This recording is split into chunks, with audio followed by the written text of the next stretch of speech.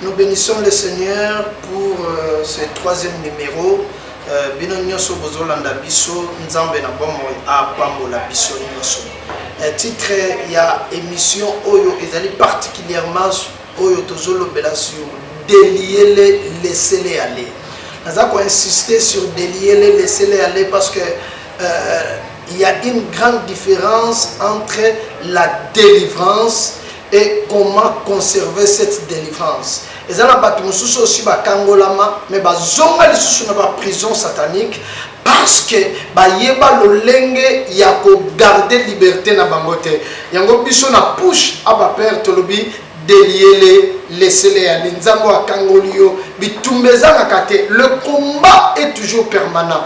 Tu peux vaincre les combats aujourd'hui, mais demain, le diable peut encore revenir. Biso ya mission ezali délier laisser-les aller. Mais sikoyo délier laisser-les aller sur le phénomène mariage spirituel, sur le phénomène de mari et femme de nuit.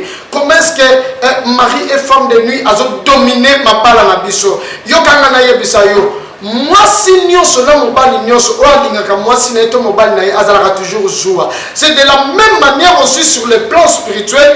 Tout mari de nuit, toute femme de nuit, azalaka toujours joie pour la kobumbisa libala na yo eza physique. C'est la raison pour laquelle il y a pour créer un problème en ndenge parce qu'il y a la posa à dominer yo sur le plan spirituel afin que sur le plan physique makambo etambola bien été. J'étais en train de définir l'homme, j'étais en train d'insister à la push dans le bas qui lorsqu'on parle de l'homme, on dit que l'homme est un esprit qui possède une âme mais qui habite dans un corps. Lorsqu'on parle de l'homme, on ne parle pas de la beauté que j'ai. En réalité, l'homme, c'est d'abord mon esprit. L'homme est un esprit qui possède une âme. Ils ont possédé une manière de réfléchir, de raisonner. Une âme, mais et l'âme et l'esprit habitent maintenant dans un corps. Le corps ne peut rien faire s'il n'est pas commandé par l'esprit. Et l'âme ne peut rien faire si elle n'est pas possédée par un esprit. Donc c'est l'esprit qui commande l'âme et l'âme pousse au corps de bouger ou bien de faire quelque chose. C'est la raison pour laquelle le mariage spirituel existe. Moi ça pour tout mon bala pour tout existe. Il y a zota joie, il y a dakana joie makasi ya ko bundisa libala na yo ya moi. La fois passée tolobaki comment est-ce que bakotaka na balolenge ebele bakotaka na nzela ba vidéo pornographique bakotaka na nzela sodomie bakotaka na nzela inceste bakotaka na nzela ba rêve ndenge na ndenge bakotaka na nzela ba sortie inutile na ba boîte de nuit bakotaka na ba makambo ebele oyo bango bakotaka la fois passée soko otali na numéro 2 il y a une mission na biso oko comprendre ndenge bakotaka et lelo tolingi tolobela sur le signe. Je vous avais promis la fois passée que tozolobela lelo sur le signe. Quels sont les signes où la personne est possédée par un mari ou une femme de nuit ou encore aux obika mariage Yabutu ou encore le mariage spirituel aux obika yango et aux dérangés libala nayo, il y a quelques signes. Okoki ko lota kaka te que aux coucher na mwasi topé na mobile mais ça va signe oyo elakisaka ke mutu oyo aza possédé par le mariage spirituel. Lisons la parole de Dieu. Je suis dans le texte de 1 Corinthiens chapitre 6. 1 Corinthiens chapitre 6. Nous lisons le verset 15 et le verset 16. 1 Corinthiens chapitre 6, le verset 15 et le verset 16. La Bible nous dit ceci. Ne savez-vous pas que vos corps sont des membres de Christ? Prendrai-je donc des membres de Christ pour en faire les membres d'une prostituée? Ah, le membre d'une prostituée. Bobo Salate na Apocalypse 17, la prostituée, oyo, azato envoûté, ou même 3/4 de la population, puis l'autorité, azo même impudicité. Hein? le corps que nous possédons ezali membre ya Yesu, membre ya Christ. Comment tu peux sangana na yango na force ya prostituée, wazo ko sa mari de nuit, wazo ko sa femme de nuit, na sambeli nzamba bomoy. Esprit nyoso ya prostituée satanique, prostituée nyoso, envoyé satanique nyoso, eux ont dérangé libala na yona, commandé moi mamoto et libérons la moto dans le nom puissant de Jésus-Christ, que le Père tout-puissant a se manifesté katinayo au nom de Jésus-Christ de Nazareth. Le verset 16, la Bible nous dit, loin de là, ne savez-vous pas que celui qui s'attache à la prostituée est un seul corps avec elle? Car est-il dit, les deux deviendront une seule chair. Ah! Sangaina mwasi andumba, sangaina mobala ndumba, sangaina mwasi waza possédé par les démons, sangaina mobala waza possédé par les démons. Bino mi balé bokomi mutu moko, bino mi balé masolo na bino ekomi ndenge moko. Attention bien aimé dans le Seigneur, c'est la raison pour laquelle j'avais insisté la fois passée que yo mwana nzambe yo oyo ozui occasion ya kolanda biso ko coucher na muto yo yebiete. Kolala na muto yo yebiete. Moi si ezala mobali yo moni kaka koti sika na quartier moi si o bébé mobali o vraiment bogara bogara wana oyebe sika o ya mutakite oyebi makambo bango basala kite yo longwe na mboka Congo okene États-Unis okene mboka mususu alors comme ko bina lokola bango bien mais toi tu as ton origine, tu as ta fondation. Okomi ko kene ko bina non awa il faut que s'adapter ko sala lokola bango te yo za bango te bango baza bango yo za yo. Yamana zomona bato belé bazobima na mboka na biso bazokende bisika mususu boza ko avancer te parce que zolinga obina lokola bango. Garde ta foi en Jésus-Christ, tu auras ce que tu es en train de chercher. Est-ce qu'il y a quelqu'un qui peut me dire amen? Il y a quelques signes oyo ezotalisake mutu oyo azali possédé par le mariage spirituel. Oza possédé par le mariage spirituel ndako na yo ezala ba signe oyo et la kisaka. Bien aimé, le mariage spirituel est réel. Le mariage spirituel est vrai. Parce que la ignorance, psychiatre, psychologue, c'est parce que au raison Mouto yazana misala mabe ou bien esprit de mort plutôt dans le esprit de mort de mona kayango soki ozolota ndeko na yo ozolota papa na yo ozomona ndeko na yo moko lingaki minga kufa mais azobenda yo azomemona nzela moko ba fleur azomemona zamba azomema yo na bisika moko oyo ekoki ko compliquer vie na yo. C'est ça l'esprit de mort. Même mutu wana sa kufa elingi koloba ton esprit, ton âme est comme déjà attiré vers le monde de mort. Yangwana soko moni satana na maseke obanga oloba ete na okendete la tromperie satanique yé alataka bilongia bato yo yebise. De la même manière esprit à mari et femme de nuit bango pe basala musala bongo bango pe barenera bongo donc bango bayaka basala musala bongo ozomona ke no chéri moko boboya na kala okomi siko kolota ye okomi peut-être comme mon ango bien comme mon ango te. Il y a quelques signes autres limite lobela sur le mariage spirituel. Signe ya liboso ou encore signe principal na ba signe nyoso, c'est lorsque tu rêves en train de coucher avec un homme ou bien avec une femme. En train de coucher avec un homme, avec une femme, on les a signe majeur, les a signe principal. Lorsque tu rêves en train de coucher ou bien avec un homme ou une femme. Rapport sexuel et je sais que Moutoyo a déjà possédé na mari et femme de nuit. Deuxième signe, lorsque olotaka mingi oza na zemi nazolota naza na zemi mais na bomoto boy zemi nano ezate ou bien tantôt nano balite c'est réel nano balite mais nano pe au quotidien ndako libana te mais ozolota koza na zemi.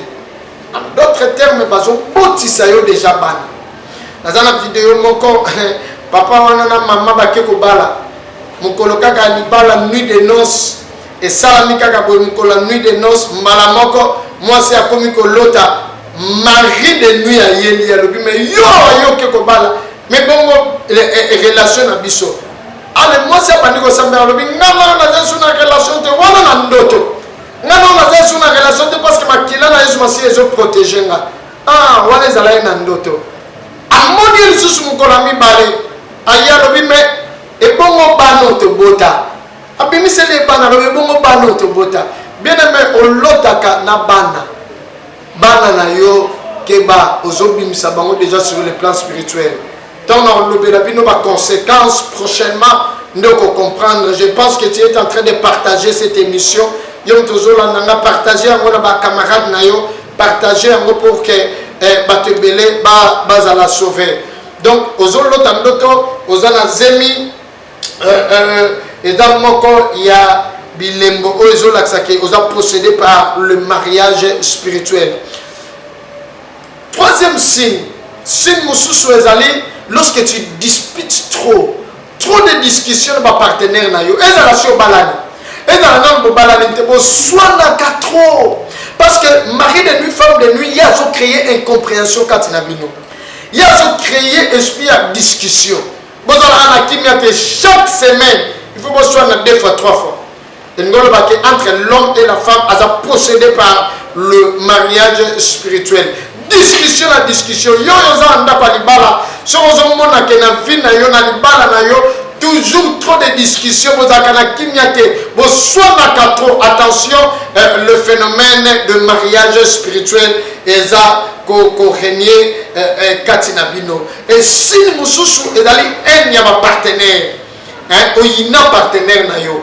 Mobali oyo bala yo moso ya bala oyo bala yo moko mais soko monier lokolo monier te omona ka dégoût oyiniye mwasi na yo mari de nuit femme de nuit à côté ça ka dégoût à côté ça ka koyina partenaire la haine de ton partenaire donc ozolinga lisusu te ozoka kanda lokolo lingi donc mais muto yo baneko kene kolanda tina ipel na campus tina ULK mbule zobete la chérie je t'aime mais lelo yo inaye mariage spirituel mari et femme de nuit asalaka musala oyo wana kotsaka dégoût oyo kaka posa mobali na olisusu te eza moko basine oyo kaka lisusu posa mobali te mobali na yo akoyi kozala na mwasi na yo otali mwasi na yo posa kutu ya kovanda na ye eza te eza moko basigne oyo ezolakisa ke moto aza possédé na mariage spirituel. Faiblesse sexuelle exagérée eza moko basigne. Faiblesse sexuelle exagérée. Faiblesse sexuelle exagérée. Ata kutu mibala ngo balembaka oyo ayo ekoma grave. Eri wana so bimi na ye na libanda masolo nyonso ezalaka bien. Okende ti na première ri okomiti tantôt na 7e ri bo comprendre nga na limité. Pendant la première ri ti na 7e ri mais oyo ya ndako ozosuka na première ri 2e ri. Faiblesse sexuelle exagérée. Les appels moko ya basin bien aimé il faut que semble là. Mari de nuit femme de nuit à cause de publicité. À cause de l'esprit de publicité comme nous en apposons aux en passer 4 et 5. Moi si mon go kokaete et moi si passer 4 et 5 wana na libanda ma solo ezo kene bien ozo komati na 8e ri na 12e ri mais moi si na moko ya ndako 2e ri ya mwana yo sikoyo mama makamba boye nani wako katela olikambo mama bokilo tata mwasi te sala prière moto epela obinzambe yo mto pesenga mobali oyo eloko nyonso ezotambola na nzoto mobali nanga eloko nyonso balonga mobali nanga ya mama tokanga pesaka na bima. C'est ça une forme de prière. Hollande ozwi huile d'olive ozwi huile d'onction otia mona biloko lobi huile oyo na wendre yango eloko nyonso ebeba na nzoto nanga na nzoto mobali nanga ya mama tokanga pesaka na bima. Alors yo kopanda ko se tracasser okeyeba bokilo okeyeba mama na yo okeyeba ba camarade bandi ko tonga mobali nanga kutu alemba mobali nanga kutu azalaka makasi te botala akipa nanga kutu te akipa te parce qu'il est possédé par le mari la femme de nuit. Il est possédé par une femme de nuit. Même si nzoto na ya même si makamba bongo parla okata likambo il y a une main forte. C'est la main de Jésus-Christ. Lorsque la puissance du Saint-Esprit te touche, à changer ma solo nyoso. À changer. À changer. Nous avons une capacité à bongo la makambo. Mauvaise odeur. Solo ya mabe. Hein? Solo ya mabe. Ozala mobali na yo na mwasi na yo solo mabe. Donc on a ba mauvaise odeur. Ndeko moko yo yebsanga lobi papa. As un journaliste. Alors papa, non, c'est grave. C'est grave. Autant moi je suis à solo bana makambo yo obangi. Alors papa, ngai nataka parfait nazalaka bien propre chez moi lorsque tu viens, tout ma solo ne sont bien. Mais sur le komika kalikambo par rapport sexuel na partenaire nanga na komi solo ya mbisi ya Thompson ya Kopola. Na mbisi ya Thompson, hein? So yebi Thompson mbisi wana Kopola ezo bimé na sexe. Ba partenaire soki 7 mobimba 8. Oya bien ya sûr bakenda. Mais on a bon ya nyamu oka ba pasta aoya ba solo wana te. Mais partenaire on vraiment ça sérieux, ma solo finance les appieds, ma camion sur les appieds aoyo ma solo à la sambel parfum molimo mosato. Père, manifeste-toi. Et puis la solo wana nom puissant de Jésus-Christ. Dans le même picola nom puissant de Jésus-Christ. Dans le même picola nom puissant de Jésus-Christ. Solo moi ça so bima solo ya mbiso ko là. Mari de nuit, femme de nuit, on a payé ça signe. Oh, mari de nuit, femme de nuit, attaque na moto. Dans un la car à moi, c'était. On a papa, en tout cas, papa, au touché point. Moi, c'est dans la propriété. Yopé. Hein, yopé. Moi, mon bal, je suis solo. Surtout, mes balles, je suis dans la solo. Tantôt, il peut pas parce que ma comprenant, il peut pas dire solo dans mon noko. Mauvaise haleine. Solo munoko. Solo belayo, il faut à la distance. Moi ça comment il l'unicable. Alors papa solo ya munoko. Ba démon ba ko ko solo ya munoko. On les appelle moko ya ba signe oyo ezola que tu es possédé par le mari et femme de nuit. Ozo nager trop na mai. Hein? La grande prostituée yazalaki ming na mai. Ozo nager trop na mai. So ozo lota ming na olota ka trop zo sola na mwana mwasi mo na mai. Sirène sia balayo. Ako cacher ba partie oyo aboti oyo opesa ka ebana. Ako cacher ba partie oyo bozana ina foyer. Mais aobimisela ko ba partie oyo bozana ina mai bozo chocolat bozo aobimisela yemo ba obimisa na mukila na yete ke aolate lo nyamutu. Aolate lo nyamuto yo sepela na ye. Aolate lo nyamobali na yo, aolate lo nyamwasi na yo. Mais bozana ye pembeni ya mai. Tuko lota ka mingi oza pembeni ya mai na mutu eza moko ya bilembo ezo lakisa que mutu yo azali procédé par le mari et femme de nuit. Parce que mususu eza ba maladie compliquée. Oh basi mingi bazobela lelo. Parce que mingi lelo bazobela ba maladie moko trop compliqué. Trop compliqué. Hein? Et ça la mona mwasi moko iye aloti mikolo wana trop aloti azobimana noko na ye wana ye mtasimba famille. Un grand maçon mutamasolo yo occultisme. Yamakasi. Hein? Stop. Go. Hein? Mwana mwasi wana aye alobi na ngai alobi papa na loti noko na ngai noko na ye wana un grand occultiste mutamisala mabe mutamisala molili aloti ye mingi mwa mobimba zo coucher na ye abaluka bazo tia komi tina niveau ko violer ye siko moya betela mobali na ye masolo ezate parce que na musala mobali na ye euta pa noko wana na musala ye moko azo sala ezo ute pa noko wana mais kobota ko ekangama. Si comme moi on a commis que l'autre noko na wana commis que bimana ye qu'est-ce qui s'est passé dernière fois où il y a que l'autre bongo a commis que yoka ba douleur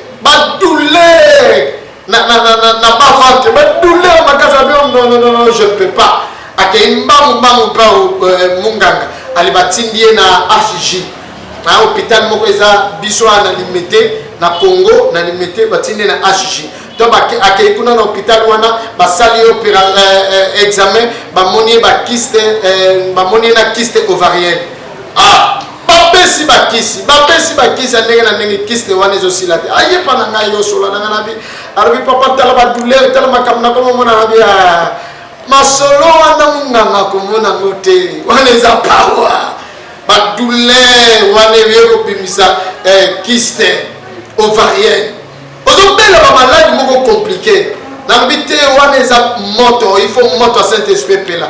On a gêné avec elle pendant 3 jours. Quand on gêné pendant 3 jours, à Monica, na 3e jour, à Moni a commis qu'on réglé. A commis qu'on réglé. Bimi, et katina, na nzoto na yabo mwasi. Et, malamoko ba douleur wane kaoki. Azo n'est pas mon nganga, vous passez l'examen. Eza li susute. Mais ba qui signons toi melaki. Eza te maman, ba malade mususo bino pasi bozo bela lelo. Hein?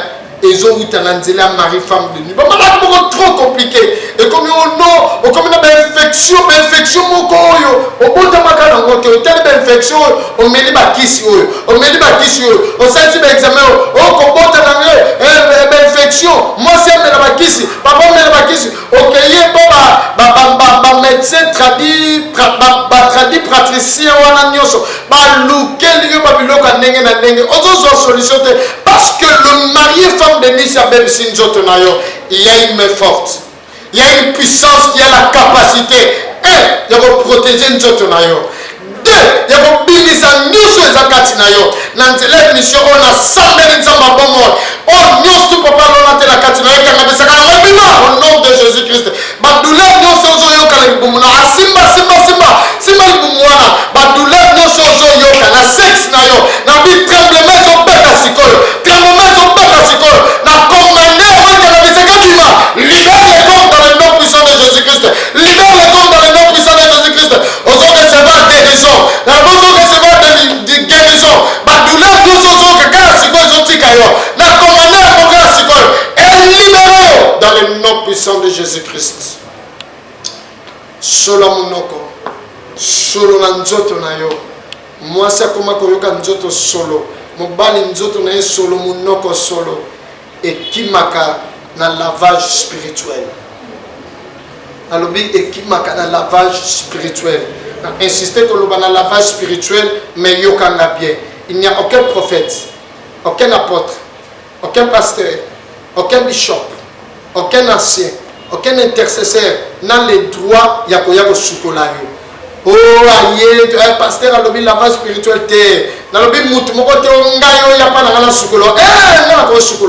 Qu'est-ce que tu vas faire? Tu vas prendre aux maï, oh, les a bénis. Aucun n'ango pas pasteur assemblé pour nango. Aucun n'ango na douche na yo. Tant aux sukolo si ko sukolo ba o la salle la douche qui tarana dikolo sokola na bien mais na sukala yango ozima iwana olandi si osambe lobi mai o comme makila na Yesu Masia. C'est biblique. C'est biblique. Naman même si kenela na mai wana ko ya 7 fois. C'est biblique.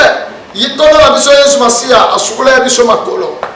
Ce qu'on a besoin de color, les hommes ont quoi bilembo oyo, ma benyango lavage spirituel et l'ongolaka solo nanzoto et l'ongolaka solo namunoko na yo et da moko ba piste de solution pour la kolongola solo oyo et za katina yo et na insistant que le mbassine ba discussion na ndaku tango za katina yo ba discussion trop. Moko ya basine ozola que muto aza possédé par le mariage spirituel et ça ba colère non contrôlée. Ba colère non contrôlée. Ce qui mobile aussi qui ma jusqu'à ce que reposer acte moko ya mabe awana kandesini. Et ça moko basine. Allez donc reposer pas. Moi ça sakani na yola bima kende. Allez ko kaboli pe di bale kufi après oye ko raisonner lui nzambe na ngai libala oye kofi ndenge nini esprit wana yake kati sali musana ngo ebongo yo okomi na kimia ba colère non maîtrisée ba colère et pas moi si ba colère et pas mobali et dans moko ya basine oyo elaksaka ke muto yo possédé par le mariage spirituel. Trouble gynécologique. Trouble gynécologique, règle nayo et surtout pas osala maladie moko belaka mingi ka ba partie ya sexe nayo nazolo belaka moi cité nazolo bela pe mobali nazolo bela pe mobali yebango pe ke yo pe infection bambuma ba malade belé na nzoto na yo. Tout ça, ils ont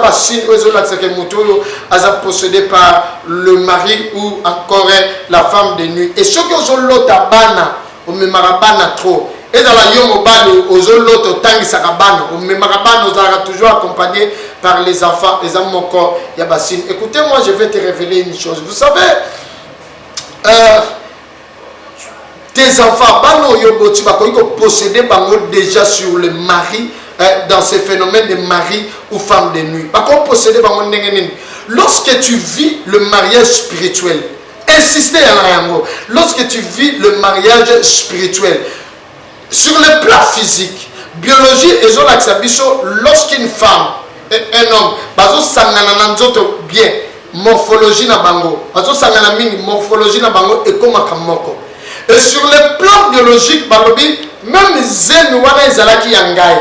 Ce qui aiment c'est moi c'est moi qui a fécondité mais ce qui moi sur yanga azobima par exemple na mobile mususu Philippe ou bien Claude ou bien Mutombo ce qui azobima na mingi l'enfant moi na wana akoki ko bima na longi ya mutu wana mais moi na wana bakoki ko bima na longi na c'est de la même manière le marié femme de nuit ce que zo bima na mingi même aux ana zemi akoki ko affecter moi na akoki ko affecter physique na je prie le Dieu que moi je sais oh nous sommes mariés de nuit femme de nuit à l'ona bima in the name of Jesus au nom puissant de Jésus-Christ et libérons la mort au nom puissant de Jésus-Christ hein. Comme ça, il y a mari de nuit.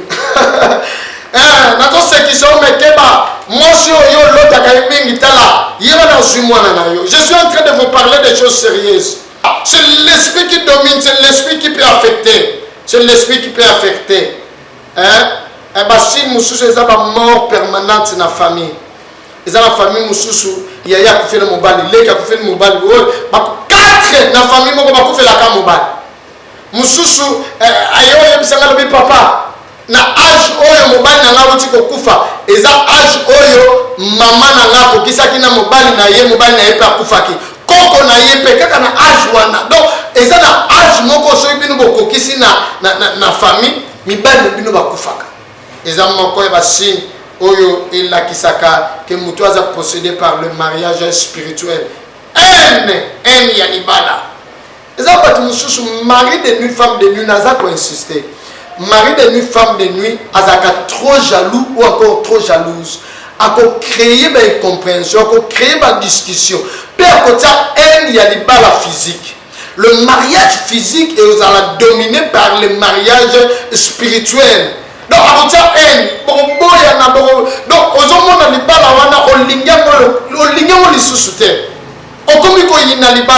mais je prie le Dieu de la Bible. Et prochainement, toujours à l'INEM qui ont partagé. Prochainement, tu vas conséquences. Les conséquences des mariages spirituels. Et les conséquences, on comprend les conséquences que le Dieu de la Bible te bénisse. Parce que dans les conséquences des mariages spirituels, les sexe qui est déjà devenu hôtel. Et pas il y a mari de nuit, femme de nuit. Les sortes de sexe, mari et femme de nuit à Salelaka. Et tout ça, numéro le mari et femme de nuit qui détruit le mariage physique. Le mari et femme de nuit qui volent la destinée des gens, les étoiles des gens. Et cause à la discrète, à la branchée, nous avons prochainement le mariage, les conséquences plutôt, les conséquences de mari et femme de nuit.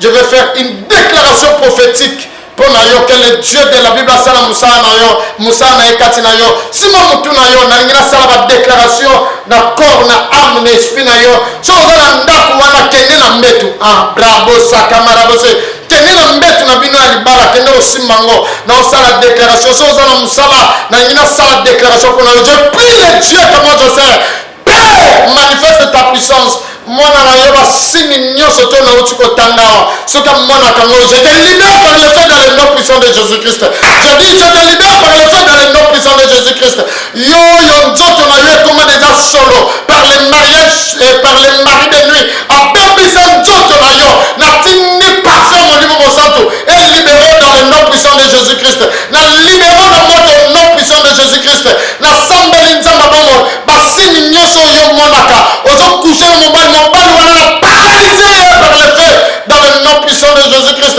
ozo recevoir libération na convoquer maintenant tribunal céleste et que ne libérer au père et que ne kabona yo na mari ou femme spirituelle au nom puissant de Jésus-Christ l'avocat par excellence notre Seigneur Jésus-Christ a libéré la mort dans le nom puissant de Jésus-Christ ozo fire mort ozo pe la kati na yo mort ozo pe la kati na yo tu es libre au nom de Jésus-Christ tu es libre au nom de Jésus-Christ tu es libre au nom de Jésus-Christ que la puissance du Très-Haut et de Salamusala Nango na Kangorio yo aussi ma police en la famille yo aussi ma coach en la famille bon ça la alliance mon bala couteau moi ça couteau na famille yo que le feu de Dieu te libère que le feu de Dieu te libère la tinelle mon te libère boum dans le nom puissant de Jésus-Christ tu es libéré par le feu je dis que tu es libéré par le feu je dis que tu es libéré par le feu la puissance du Très-Haut la puissance de Dieu que moi je sais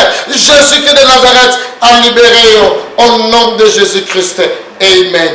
Tu as un problème nous sommes là ba numéro na biso yango wana 099 688 21 85 pour na ba bazana RTL au bazana officiel 090 115 999 6 à la fin numéro ya Vodacom pe ezali wana na kanyon na mutute mais benga biso butu na moi benga biso to ressemble pona yo et nzambe na bomo ya ozanga te ko pambola yo toza na Congo République démocratique du Congo na ville province ya Kinshasa na Changu toza na Changu na commune ya Masina Arabitani avenue Ndelo numéro 26 soko uti kota matete limité victoire ozui mituko ezokende liberté Pascal soko comme dans la quartier 1 Kimbuta olobi ba kitisa na arrêt Betani nde na ngambu ya Masina soko uti kinkole maluku bandundu uti koto ya se komi na marché à liberté olobi na mutu wana akitisa na arrêt Betani toza wana otuni église push à ba père masolo ezawana. C'était votre humble serviteur le révérend pasteur Platini Morikisi. Que mon Dieu vous bénisse. À la prochaine. Partagez émission. À la prochaine. Merci.